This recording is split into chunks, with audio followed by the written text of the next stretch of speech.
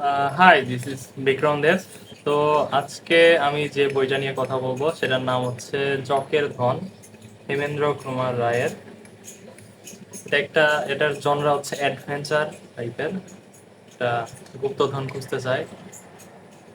তো জকের ধন এর যে প্রচ্ছদ দেখা যাইতেছে আশা করি, এই প্রচ্ছদটা বানানো হচ্ছে শিবু কুমার শীলের। জানি না আপনারা চেনেন কিনা, এটা অনেক ভালো প্রচ্ছদ বানায় ইনি। একটা ফেসবুক পেজও আছে মেবি।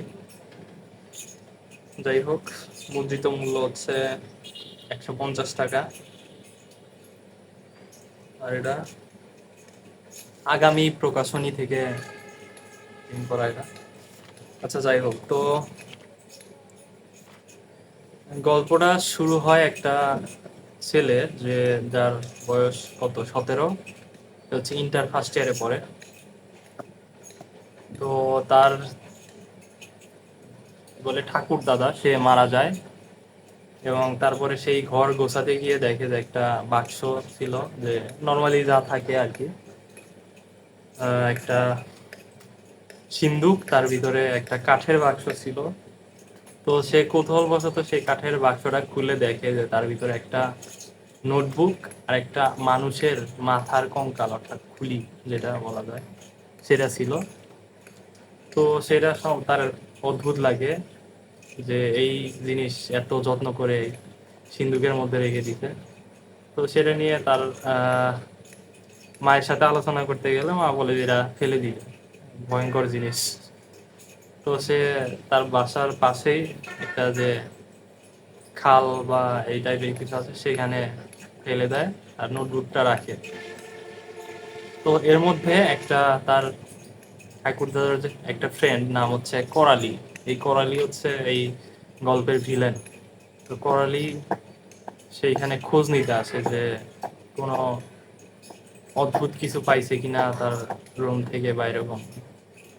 তো সেই যে মেইন ক্যারেক্টার যে ছেলে, তো যে মেইন ক্যারেক্টার যে ছেলে কুমার, সে গল্পে গল্পে বলে যে একটা পাইছিলাম, কাঠের বাক্স পাইছিলাম, তার মধ্যে একটা মাথার খুলি আর একটা নোটবুক ছিল। তো করালি শুনে একটা রিয়াকশন দেয়, সেই রিয়াকশনটা মানে অন্যরকম রিয়াকশন। তো কুমার একটু মানে একটু সন্দেহ করে। তো সেই দিন রাত্রেই সেই কুমারদের বাড়িতে চুরি হয়। চোর অন্য কোনো কিছুতেই হাত দেয় না, শুধু সেই কাঠের বাক্সটা নিয়ে যায়। তো যেহেতু কাঠের বাক্স থেকে সেই মরার খুলিটা সে আগেই ফেলে দিছিল, আর যে নোটবুকটা ছিল ওইখানে, তো নোটবুকটাও সে সরায় রাখছিল। তো কাঠের বাক্সটার ভিতরে আসলে কিছুই ছিল না, চোরের কোনো লাভই হয় না। তো কুমার ছেলেটা সে আন্দাজ করে যে এই কাজটা হয়তো এই করালি যে আছে তারই কাজ, কারণ একমাত্র তাকেই সে বলছে বাসার বাইরে। তো এখন সে ভাবতে শুরু করে যে আসলে কি এমন আছে যে সেটা চুরি চুরি করতে চাইতেছে এই করালি।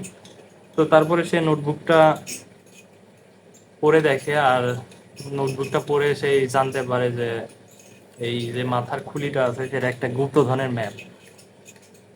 তো সেই আর এই করালি যে মানে তার ঠাকুর দাদার বন্ধু, সে এর আগে অনেক মানে কি বলবো প্রতারণা করছে তার সাথে, তাকে এর জন্য মারতেও চাইছে এরকম। তো তারপর কি হয়, সেই যে ছেলে কুমার, সে তো অনেক উত্তেজিত হয়ে যায় এই বিষয়টা জেনে যে গুপ্তধনের ম্যাপ আছে একটা। তো তার বন্ধু একটা নাম হচ্ছে বিমল, কুমারের থেকে 3 বছরের বড়, সেই বিমলকে জানায় কথাটা, গুপ্তধনের যে ম্যাপ বা এরকম কিছু জানায়। যদিও যে মানে কি বলে ওটাকে, মাথার খুলিটা ছিল সেখানে গুপ্তধনের ম্যাপ সরাসরি দেওয়া নাই, তার মধ্যে অনেকগুলা গাণিতিক সংকেত দেওয়া ছিল। তো বিমলকে বলার পর বিমলের কাছে সেই মাথার খুলিটা রেখে আসে। আর বিমল সারা রাত চেষ্টা করে, পরের দিন এই মাথার খুলির এই রহস্যটা ভেদ করতে পারে যে কিভাবে এই গুপ্তধন পর্যন্ত পৌঁছানো যায়।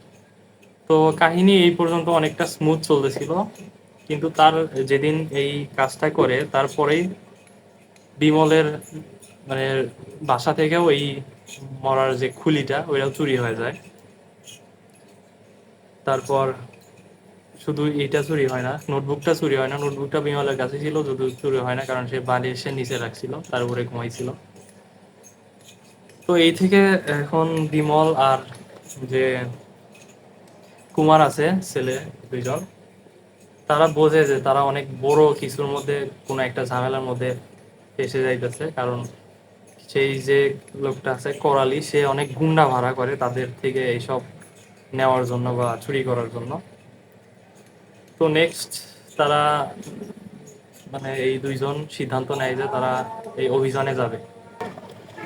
তো এই দুইজন আর কি, যে কুমার আর বিমল, তারা সিদ্ধান্ত নেয় যে যত তাড়াতাড়ি সম্ভব তারা এই গুপ্তধন খুঁজতে বের হবে। কিন্তু ঝামেলা হইলো যে কুমার যে ছেলেটা আছে সে অত্যন্ত ভীতু, মানে একদম কি বলে ঘরকুনো টাইপের। সে কোনো সময় তার মানে তার সারা জীবনে তার শহরের বাইরে কোনো দিন যায় নাই। আর এদিকে বিমল হচ্ছে অনেক সাহসী, আর সে সারা মানে তার জীবনের বেশিরভাগ সময় ঘুরে বেড়াই কাটাইছে, অনেক অনেক জায়গায় গেছে। তো এর জন্য প্রথম দিকে কুমার রাজি হয় না, যে না এত এত রিস্ক নিয়ে, জীবনের ঝুঁকি নিয়ে এদিকে করালি এত সাংঘাতিক একজন মানুষ, গুন্ডা ভাড়া করতেছে, এটা করতেছে ওটা করতেছে, তো না যাওয়াই ভালো। তো এরপরে শেষমেশ তারা রাজি হয় দুইজন, ভাবে যে দুইজন তো যাবেই, সাথে তাদের এই কুমারের একটা কুকুর আছে, নাম হচ্ছে বাঘা, সেই বাঘাকেও নিয়ে যাবে। আর আর এই বিমলের একটা চাকর আছে, নাম হচ্ছে রামহরি, রামহরিকেও নিয়ে যাবে। তো এই চারজন মিলে সেই যাত্রাটা শুরু করে, তাদের দুঃসাহসিক যাত্রা। যাত্রার মাঝে অনেক মানে বাধা বিপত্তি হয়, মূলত সবকিছুই অনেক ভয়ঙ্কর ধরনের বাধা বিপত্তি হয়, মানে ছোট ছেলে অনুযায়ী, এত তরুণ বয়সের ছেলে অনুযায়ী গুন্ডা ভাড়া করে, এটা করে, ওদেরকে মারার চেষ্টা করে এই করালি, যে ভিলেন।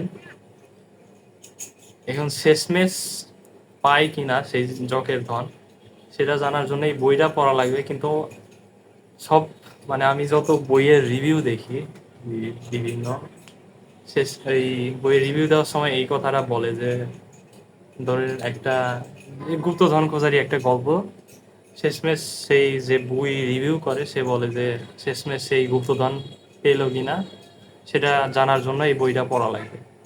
তো তারপরে সেই বইটা পড়ে শেষে দেখা যায় যে হ্যাঁ, গুপ্তধন পাইলই। মানে এটার কি বলা যায়, মানে এটা আর আলাদা করে বলতে হয় না যে বই পড়ে বলা যাবে যে গুপ্তধন পাইলো কিনা। এখন কিন্তু এইটা আপনার কেন পড়া লাগবে, কারণ এটার পরে আরেকটা বই আছে আবার জকের ধন, এই হিমেন্দ্র কুমার রায়ের। তো এইটার কারণে আপনার মানে একটা আমার, বিশেষ করে আমার একটা মনের মধ্যে একটা মানে এক্সাইটমেন্ট কাজ করতেছিল যে অন্যান্য বইয়ের মতো হয়তো না এটা, যে হয়তো গুপ্তধনটা পাবে না, কারণ হয়তো যদি পাই তাহলে আরেকটা বই বের করার কি দরকার। তো সেটাই, এটা গুপ্তধন আসলে পাইলো কিনা বা তাদের দুঃসাহসী যে অভিযান, সেটা জানার জন্য এই বইটা আপনার পড়া লাগবে। কিন্তু আহ, আমি যখন এই বইটা নেই, পড়ার আগে রিভিউ দেখতেছিলাম গুড রিডস অ্যাপে। তো সেখানে দেখলাম একজন লিখে রাখছে যে বইটা অনেক দেরি করে পড়ে ফেলছি। তা আমারও খুব একটা সেরকমই মনে হইলো, যদিও বয়স বেশি হয় নাই এখন। অ্যাডভেঞ্চার গুলো আর আগের মতো মজা লাগে না, অ্যাডভেঞ্চার বইগুলো। তো এটাই, এই বইয়ের এটাই কাহিনী, শেষমেশ তারা গুপ্তধন পায় কিনা সেটাই একটা সাসপেন্স আর কি। অনেক বড় ভিডিও হইলো। এই এই বইটা আমি পার্সোনাল রেটিং দিব হচ্ছে 8/10। কারণ এমনিতে অ্যাডভেঞ্চার এখন খুব কমই ভালো লাগে অ্যাডভেঞ্চার আমার। আগে অনেক, যেরকম হাকেলবেরি ফিন, তারপরে টম সয়ার, অনেক বই পড়তাম অ্যাডভেঞ্চারের।